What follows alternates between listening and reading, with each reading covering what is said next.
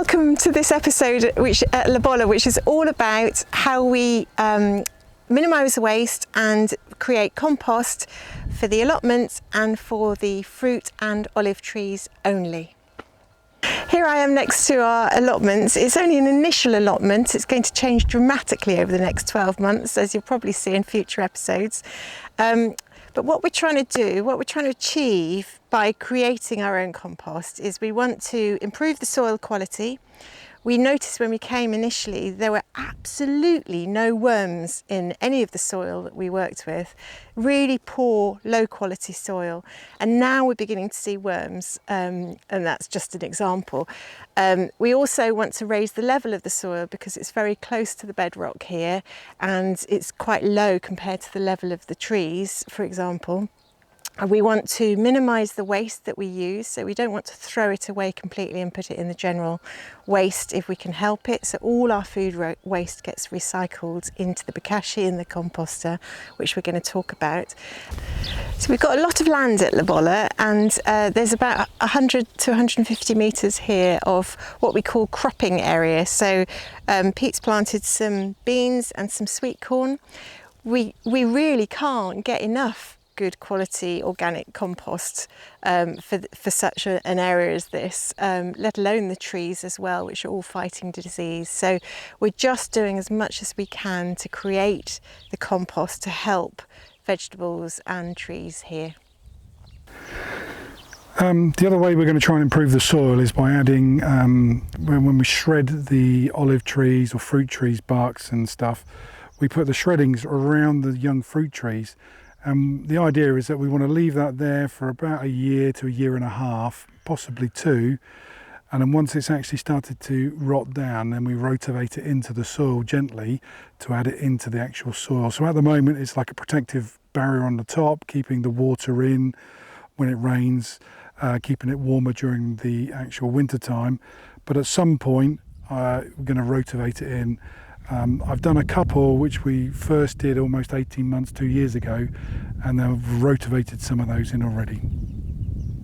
This almond tree was like the other fruit tree where it just had the shreddings on the top of it, and that was about 18 months, just over 18 months ago.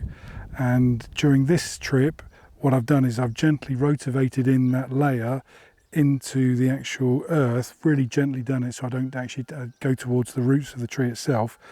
And you can now see when you look at the soil that you've actually got organic matter in the soil.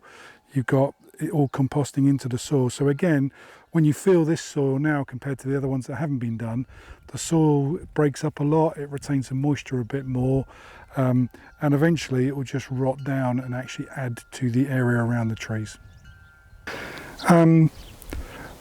When I was initially rotating this, we're now in the far southeastern corner of the land, so quite a long way away from the house. We're in the middle of the southern small olive grove, and when I was rotating this initially, I was coming down with a rotavator, and when I got to this part here, I thought, oh, that's strange, there's no trees in it. And when I tried to rotate it, the reason there's no trees in it is because there's no soil there. So I went, I rushed back up to Sally, and Sally, I've got a great idea. There is no soil here because they haven't planted any trees and they can't rotate it. So why don't I make an area that we can make as a large composting area for anything that we take off the land, weeds, grasses, anything from inside the inner garden. So Sally went, that's a great idea. So I've made this area here, and the idea is that we're going to put everything that we have from the land onto here, and we're going to let it actually decompose down and compost down. We've got to turn it over as well, and eventually when it's all done we will put this into the small orchards, the small olive orchards, to help the soil quality there. And also because we're right next to the farm area, the cropping area, we'll also put it over here. So from a location point of view this was great. But the only reason it's here is because I couldn't rotate it because there's no soil here. But now we've got a great big area which we're collecting, and it will be a really big compost area. I did, when I was rotating the north side, the north small olive orchard, there was another smaller area over there. Again, no trees planted in there in the middle of the orchard. And again, there was no soil there. It was almost bedrock. So I've made a smaller version of this on the other side. So basically when we're cutting stuff up, we can wheelbarrow to that side or to this side, and we're going to have 2 composting areas to put into the small olive groves. So when I scoop up the weeds, and obviously there's some stuff in the things that I scoop up that are self-seeded, and I was amazed to see the other day there's a salvia sclaria here that's made it through being uprooted and chucked in a wheelbarrow. Likewise, nigellas dotted around, and lo and behold, 2 very slug-eaten but nonetheless surviving sunflowers. This is the North Orchard cube that we've got for composting, and it was obvious to Pete where to put it because there's no tree, and we think that they can't have drilled through the bedrock when they planted the olive trees, so they obviously couldn't plant a tree here. Either that or they planted a tree and it didn't survive because there's no earth. So this is the Bokashi system, and I've got 2 compost bins because what you do is you fill up one compost bin gradually with your food waste from the kitchen and intersperse it with Bokashi brands, which quickens up the process of the fermentation of the food and the breakdown.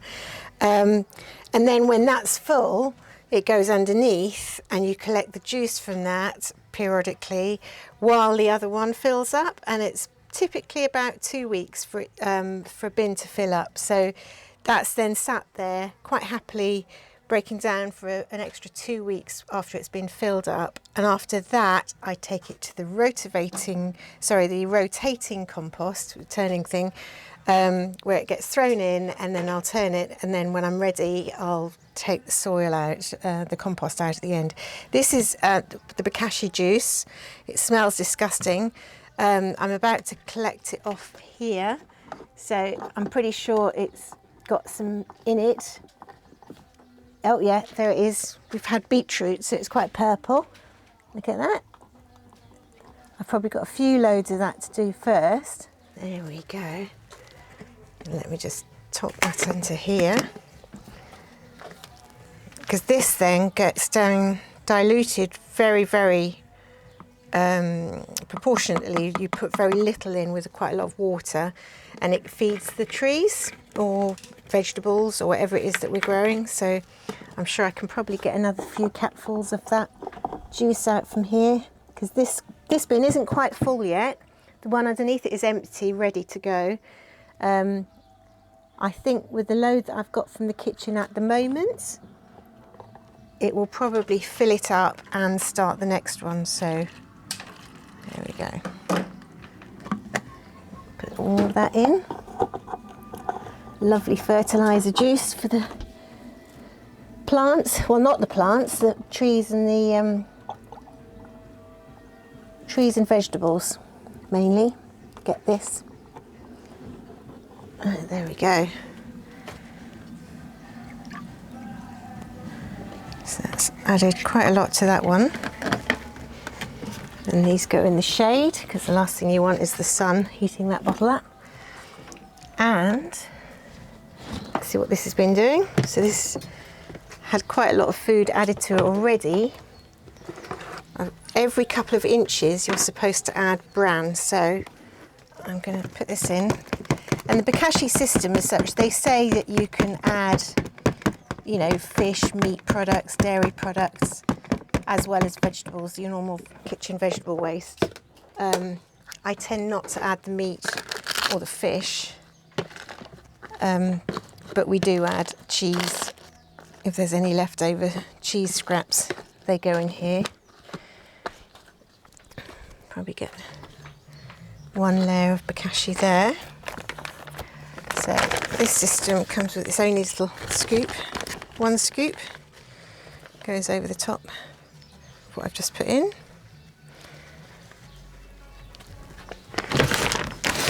Over time it does sink, so I'll get a nice load of, I think I can probably top it off now.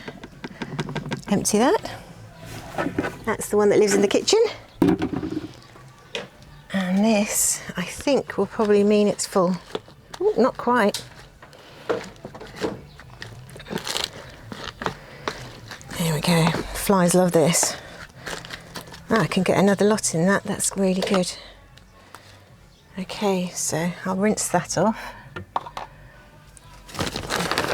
It's a smelly old business, but it does produce amazing compost at the end. So there we go. A bit more on that. Lid goes back on. Where did I stick the lid? There we go.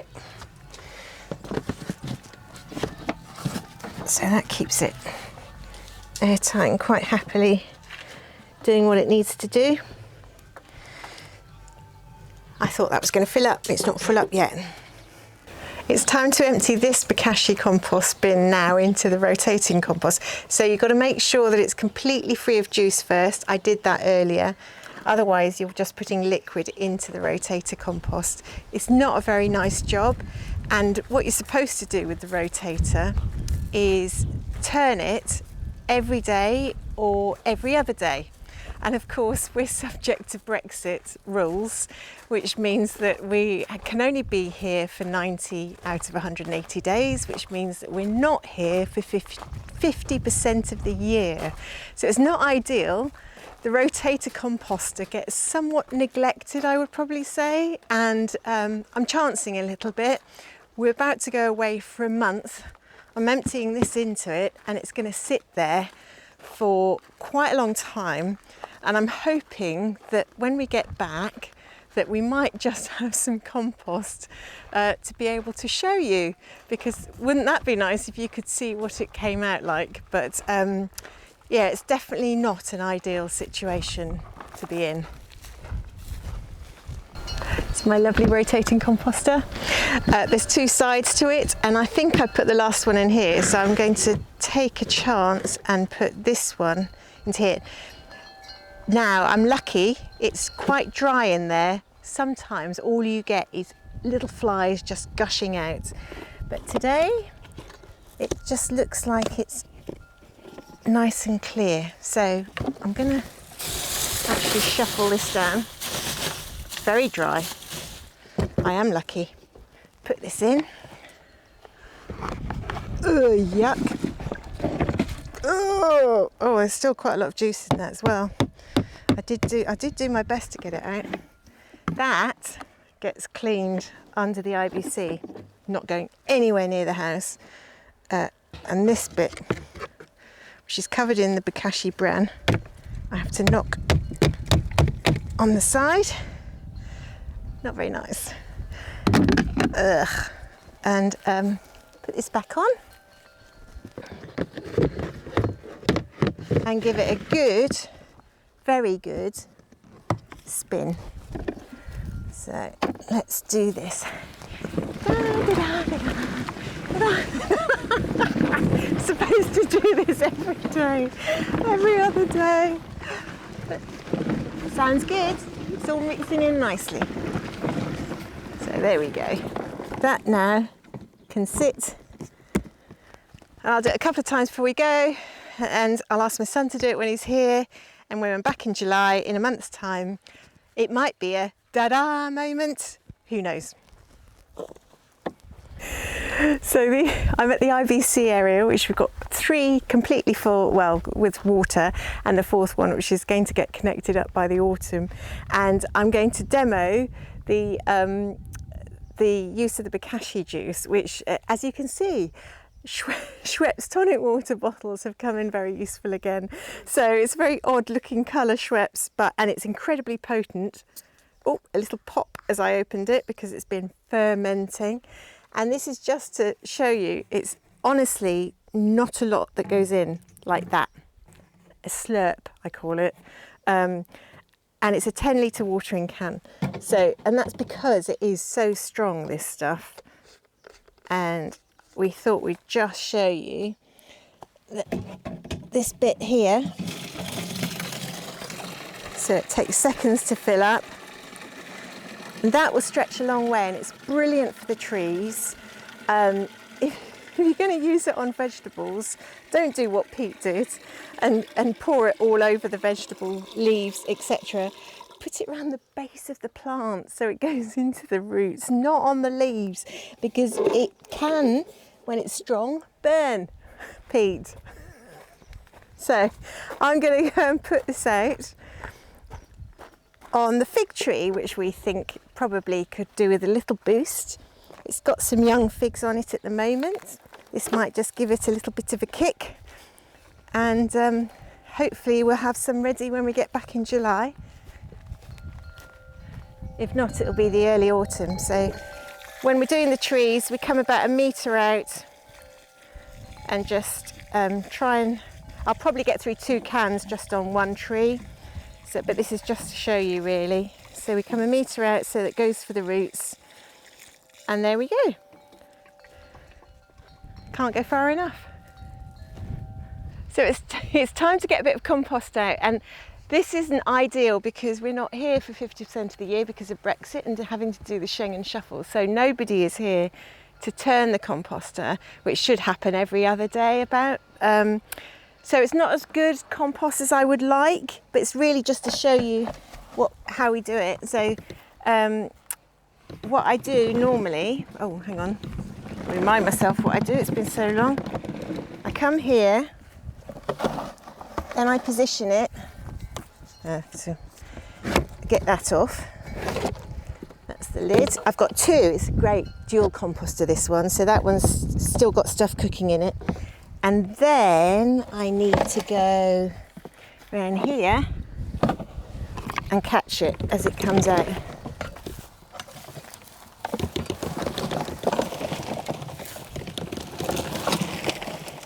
And it's not as easy as it looks. And I'm not going to take it all out because this isn't great compost anyway.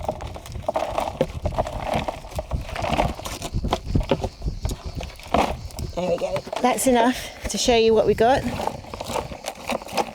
And I've had to add water to this because it's so dry. It would have otherwise just been brittle. So at least I can use it now somewhere. That goes back on. Otherwise it will all tip out with nothing underneath it. And this, for the moment, I'm going to stick it on the allotment. I think maybe put it around some of these plants here. But it's not brilliant, I'm afraid. For the purposes of demo, it'll do. And hopefully, when we can get residency here, I'll be able to do it an awful lot better than we can at the moment. But it's all good organic matter. Thank you for watching this episode with us and learning all about what we're doing in terms of composting here. If you liked it, please give us a thumbs up. We'd love it if you subscribed, and we enjoy getting comments, so please comment and we'll reply, usually within about 24 hours. And we'll see you for the next one.